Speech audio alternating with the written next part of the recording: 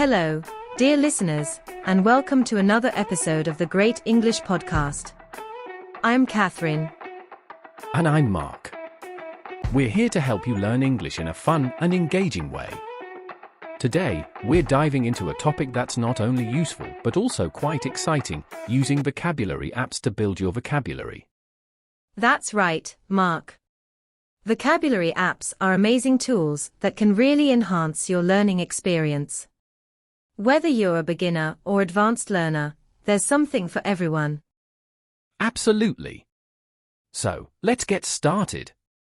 Before we dive into the apps, let's talk about why learning vocabulary is so important. Mark, why do you think building a strong vocabulary is essential? Great question, Catherine. Learning vocabulary is like laying the foundation for a house. The more words you know, the better you can express yourself.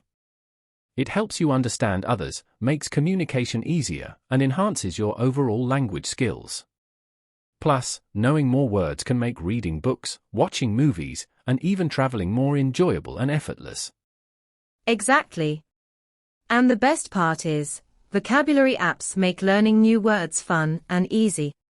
You can learn anywhere and anytime, whether you're on a bus, waiting for a friend, or just relaxing at home. Right. Instead of scrolling through social media, you can use these apps to learn new words and improve your English. It's a productive way to spend your time. Absolutely. Many of these apps use games and quizzes, which makes learning feel like play. It's not just about reading a list of words, it's about engaging with them in different ways. Yes, and that's really helpful. Now, let's talk about some popular vocabulary apps and how they can benefit you. Catherine, do you have a favorite app? One of my favorites is Duolingo. It's free, user-friendly, and very engaging. You can set daily goals, and it reminds you to practice every day. Have you used it, Mark? Yes, I have. Duolingo is great because it breaks down language learning into small, manageable lessons. Each lesson focuses on a specific topic or set of words, like food, animals, or everyday activities. The app uses a variety of exercises, including matching, translation, and listening. That's true. Duolingo also uses a reward system to keep you motivated. You earn points known as XP for completing lessons and maintaining a daily streak. This gamified approach makes learning feel like playing a game. And don't forget the stories feature. Duolingo stories are short, interactive stories that help you practice reading and listening. They are designed to be fun and engaging, introducing new vocabulary in context. That's a great feature. Another useful tool is the tips section.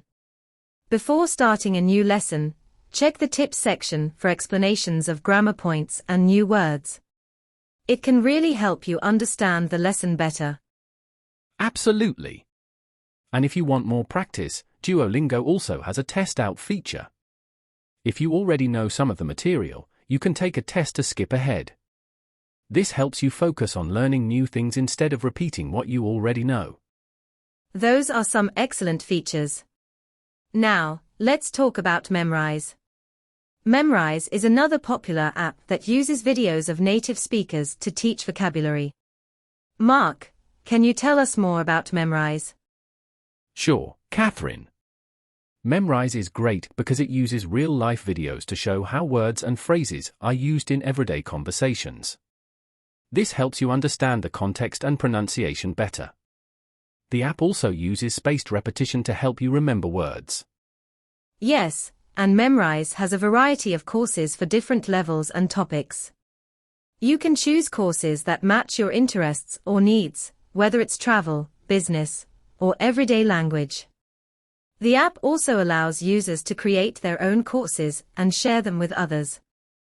That's right. Creating your own courses can be a fun and personalized way to learn. Another feature I like is the Memrise Learn with Locals. This feature lets you see and hear native speakers using the words you're learning in real-life situations. It's a great way to practice listening and pronunciation. Definitely. Memrise also has a review function, where you can go back and review words you've learned. This helps reinforce your memory and ensure you don't forget what you've studied. Review is crucial for retention. Now, let's move on to Quizlet. Quizlet is known for its flashcard-based learning. Catherine, how can learners make the most of Quizlet?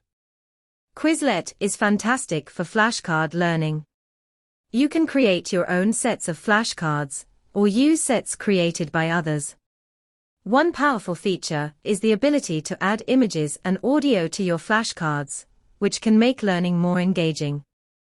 Yes, and Quizlet offers different study modes like Learn, Flashcards, Write, Spell, and Test. Each mode helps you practice in different ways. For example, in Learn mode, Quizlet adapts the difficulty based on your progress. In Test mode, you can take quizzes to assess your knowledge. Another great feature is Quizlet Live. This is a collaborative game that you can play with friends or classmates. It's a fun way to study together and test your knowledge in a group setting. Collaboration can make learning more enjoyable and effective. Quizlet also has a progress feature that tracks your study activity and shows you how well you're doing. This can help you stay motivated and see your improvement over time. That's very useful. Now, let's discuss Anki, a powerful flashcard app that uses spaced repetition. Mark, what makes Anki different from other flashcard apps? Anki is unique because of its powerful spaced repetition algorithm. This algorithm schedules cards based on how well you know each one. Cards you know well will appear less frequently, while those you struggle with will show up more often. This helps you focus on what you need to learn most. That's very efficient. Anki is also highly customizable. You can create detailed cards with images, audio, and even multiple fields of information. This flexibility makes it a powerful tool for serious learners. Yes, and Anki supports add-ons created by users. These add-ons can enhance the app's functionality, such as adding new study modes or integrating with other learning tools. It's a great way to tailor the app to your specific needs. Customization is a strong point for Anki. Another feature is the synchronization across devices. You can study on your phone, tablet, or computer, and your progress will sync across all your devices. This makes it easy to study anytime, anywhere. That's very convenient. Now, let's talk about how to choose the right app for you. The first thing to consider is your learning style. Do you like games? Then maybe Duolingo is for you. Do you prefer flashcards? Then try Quizlet. Good point. Another thing to consider is your goals. Are you learning English for travel, work, or school? Some apps have specific courses for different purposes. And don't forget to think about how much time you can dedicate each day. Some apps are better for short daily practice, while others might require more time. Yes, and many apps have free versions. You can try them out and see which one you like before deciding to pay for a subscription. It's a good idea to start with a free app and then explore others as you progress. Absolutely. And don't forget to have fun. Learning new words doesn't have to be a chore.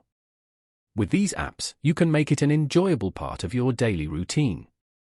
We will now dive deeper into how to use these apps effectively. We'll give you some tips and tricks to make the most out of your vocabulary learning. Using a vocabulary app can be very exciting at first, but how do you keep that excitement going? Catherine, what do you think is the first step to using these apps effectively? Good question. I think the first step is setting clear goals.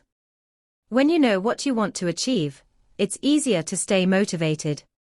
For example, you might set a goal to learn 10 new words a day, or to spend 15 minutes on the app each morning. That's a great point. Having clear, achievable goals can really help. Another important step is to create a routine. Try to use the app at the same time each day. It could be in the morning with your coffee or in the evening before bed. Consistency is key. Yes, consistency helps turn learning into a habit. Now let's talk about using the features of the app. Most apps have different tools like quizzes, games, and flashcards. It's important to use a variety of these tools to keep things interesting and to reinforce your learning. Absolutely. For instance, if you're using Duolingo, don't just stick to one type of exercise. Try the listening exercises, the speaking practice, and the matching games. This will help you learn in different ways. And don't forget to review regularly. Apps like Anki and Quizlet have built-in review systems.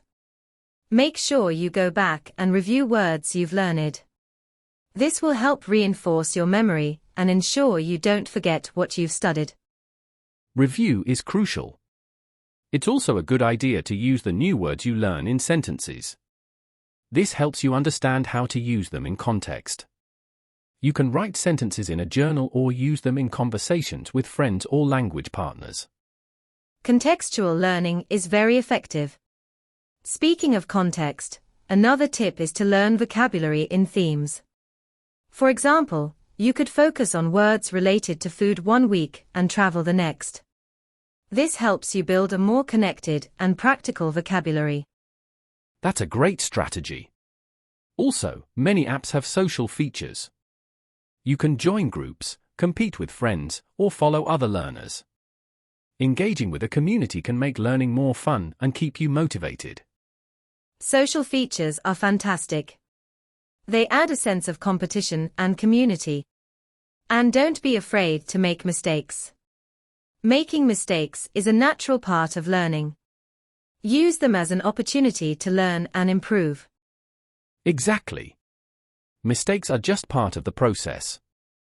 Now, let's talk about integrating these apps into your daily life. One way is to use the small pockets of time you have throughout the day. Waiting for the bus? Open your app and learn a few new words. That's a great tip. Another way is to combine learning with other activities. For example, if you're cooking, you could learn vocabulary related to food and kitchen items.